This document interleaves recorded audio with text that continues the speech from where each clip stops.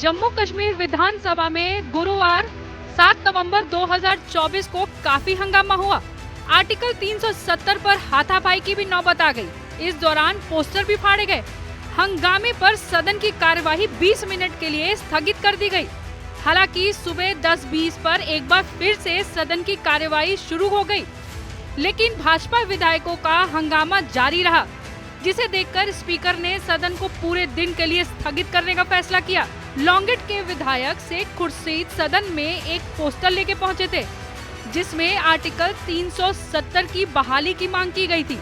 इस पोस्टर को देखकर बीजेपी के विधायक भड़क गए और उन्होंने उनके हाथ से उस पोस्टर को छीन लिया। इस दौरान हाथापाई की नौबत आ गई। बीजेपी विधायकों ने शेख खुर्शीद के हाथ से पोस्टर लेकर उसे फाड़ दिया। इसके बाद बीजेपी एमएलए ने जमकर हंगामा किया।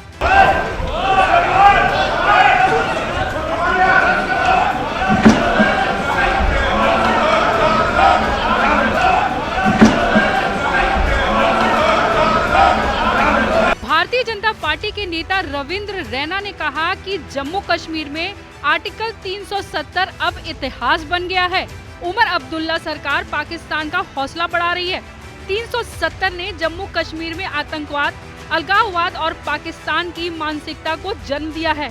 ऐसे में 370 के प्रस्ताव को गैर संवैधानिक तरीके से विधानसभा में लाकर चोरों की तरह छिपाकर जल्दीबाजी में पेश करना दिखाता है कि नेशनल कॉन्फ्रेंस और कांग्रेस दोबारा जम्मू कश्मीर में हालात खराब करना चाहती है।